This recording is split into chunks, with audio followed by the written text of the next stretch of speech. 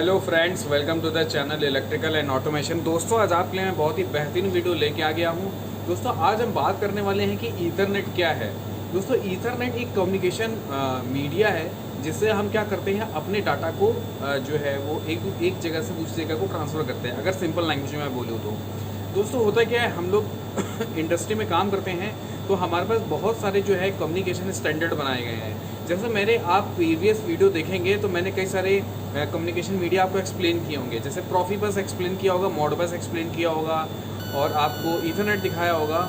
तो कई सारे कम्युनिकेशन मीडिया जो होते हैं वो मैंने आपको फील्ड बस कम्युनिकेशन दिखाया होगा।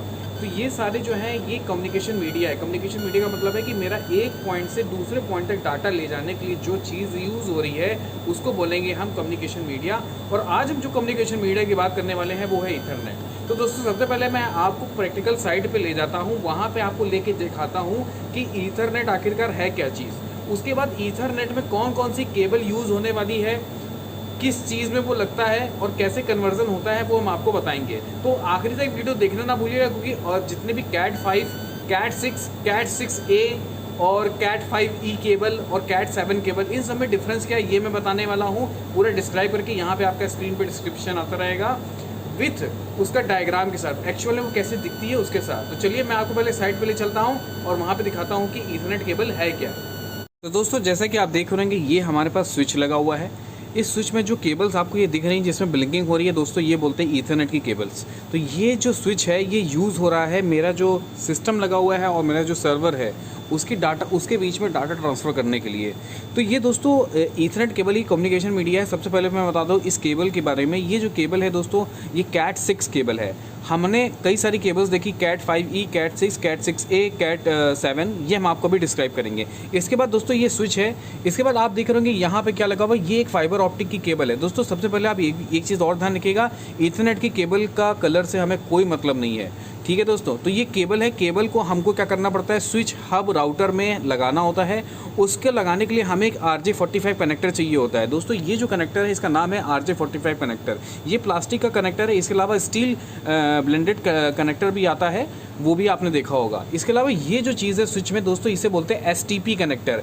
STP कनेक्टर का मतलब क्या होता है दोस्तों, ये क्या कर रहा है, ये जो मेरा ईथरनेट का इलेक्ट्रिकल सिग्नल आ रहा है ये इलेक्ट्रिकल सिग्नल को ऑप्टिकल सिग्नल में कन्वर्ट कर रहा है। तो ये ऑप्टिकल सिग्नल ऑप्टिकल फाइबर के थ्रू हमारा कम्युनिकेशन मीडिया किसी अदर लोकेशन पे जा रहा है। देखिए दोस्तों, होता क्या है कि ईथरनेट केबल पे एक लिमिटेड रेंज होती है कि इससे ज़्यादा वो सिग्नल ट्रांसफ़र नहीं कर सकता, वो होती है 100 मीटर के आसपास। तो 100 मीटर से ज़्यादा हमें ज़्यादा डाटा ट्रांसफ़र करना होता है तो हम यूज़ करते हैं ऑप्टिकल फाइबर का। दोस्तों जैसे हमारे लिए यहाँ पे स्विच है जो एक जगह से दूसरी जगह डाटा को ट्रांसफ़र या डाटा को फैलाने का काम करता है, डिस्क्रीट आपको क्लस्टर बनाता है। उसी तरीके हमारे पास जो सिस्टम होता है जो ऑप्टिकल फाइबर को एक जगह से मल्टीपल जगह को पहुँचाने के लिए, उसे बोलते हैं दोस्तों LIU।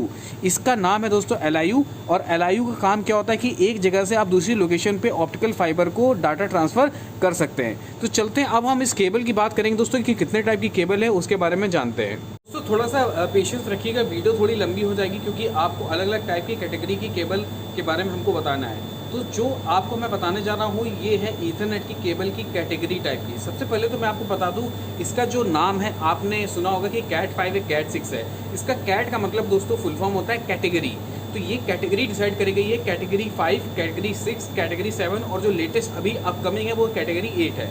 तो दोस्तों कैट 3 केबल सबसे पहले स्टार्टिंग में आया करती थी, जो अब बिल्कुल भी ऑब्सोल्यूट नहीं आती है, ऑब्सोल्यूट हो चुकी है। अब हम स्टार्ट करेंगे सबसे पहले कैट 5 केबल की।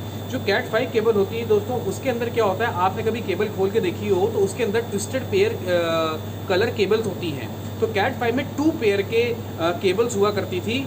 वो कैट 5 केबल बहुत ही रेयरली अब कहीं भी यूज़ होती है, वो अब यूज़ कहीं पे नहीं होती है। इसके बाद अब जो नई कैटेगरी आई है दोस्तों 5E cable. Cat 5E cable में दोस्तों क्या होता है, जैसे कि आप देख रहे होंगे 4 पेयर होते हैं, इसमें अलग अलग कलर के 4 पेयर्स होते हैं। इसमें जो स्पीड होती है दोस्तों वो आपको 1 Gbps मिल जाती है।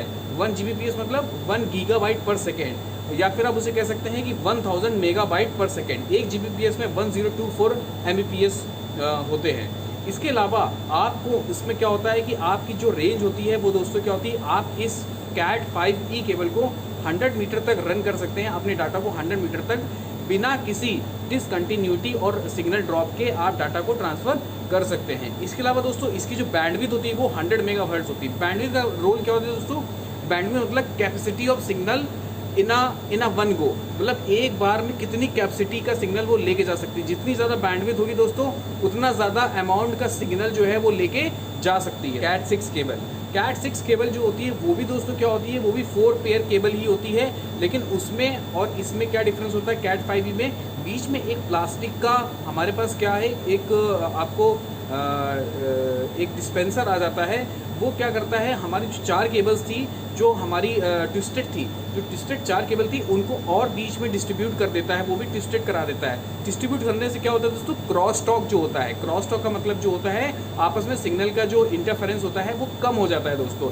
इस वजह से कैट 6 केबल जो है वो कैट 5E के मुकाबले ज़्यादा इफेक्टिव है, नॉइज़ इफेक्टिव है।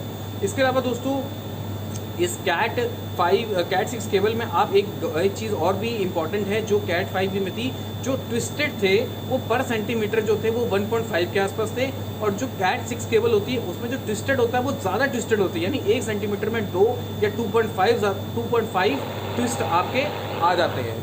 तो ये डिफरेंस होता है कैट 5 और कैट 6 केबल में। लेकिन कैट 6 केबल में सबसे बड़ा डिसएडवांटेज ये है कि आप 55 मीटर से ज़्यादा उसको ले नहीं कर सकते। 55 मीटर से ज़्यादा आपको रिपीटर्स लगाने पड़ेंगे या फिर कुछ और चीज़ यूज़ करनी पड़ेगी। इसीलिए कैट 6 का एक एडवांस वर्जन आया, cat 6E, sorry cat 6A। Cat 6E भी आता है लेकिन कैट 6E की बात नहीं करेंगे। कैट 6A, कैट 6A मतलब A का मतलब यहाँ पे है augmented, better than the previous, पिछले से बेहतर। जो कैट 6E केबल होती है वो भी 4 पेयर केबल ही होती है। इसके अलावा उसमें क्या होता है, उसमें एक ऑप्शन होता है शील्डेड, या आपने सुना होगा एक UTP और STP।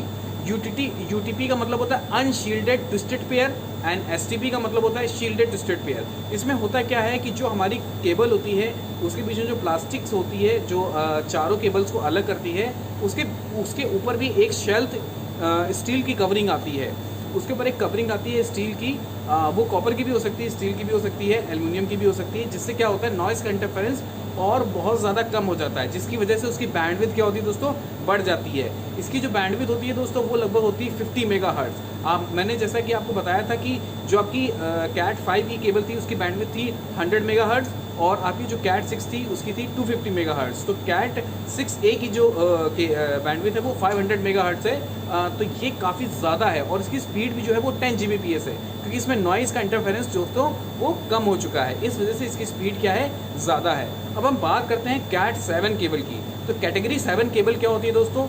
इसमें क्या होता है, ये देखिए जैसे जैसे हम कैटेगरी बढ़ाते जा रहे हैं, सबसे पहले आपको ये ध्यान रखना पड़ेगा, ये केबल जो है वो महंगी होती जा रही है। महंगी क्यों होती जा रही है?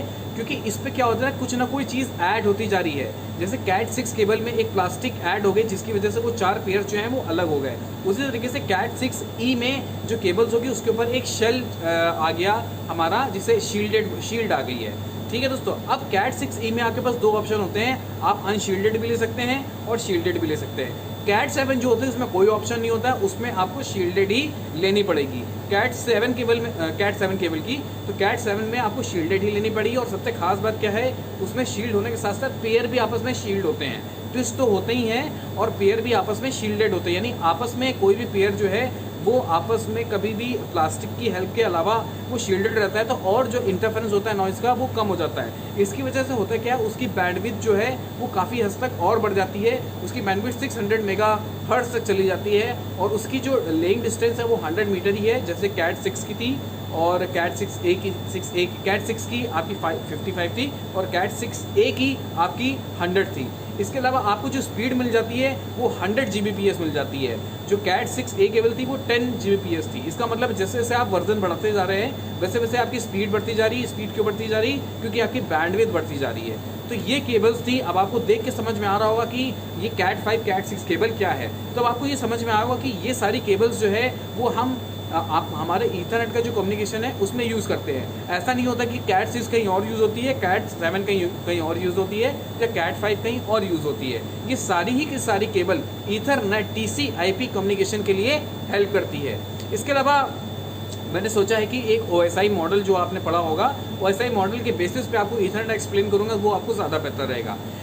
अगले वीडियो में मैंने सोचा है कि जो हमारे स्विच लगे होते हैं, राउटर लगे होते हैं और हब लगे होते हैं, इसमें क्या डिफरेंसेस है, अनमैनेज स्विच और मैनेज स्विच में क्या डिफरेंस है। मैं सोच रहा हूँ कि इस पे वीडियो लेके आऊँगा। अगला वीडियो मेरा इसी पे होने वाला है, तो अगला वीडियो देखने के लिए हमारे चैनल को सब्सक्राइब करना ना भूलिएगा, और अगर ये वीडियो अच्छा लगा हो तो इसको और लोगों के साथ शेयर करना ना भूलिएगा। ये वीडियो देखने के लिए बहुत बहुत धन्यवाद।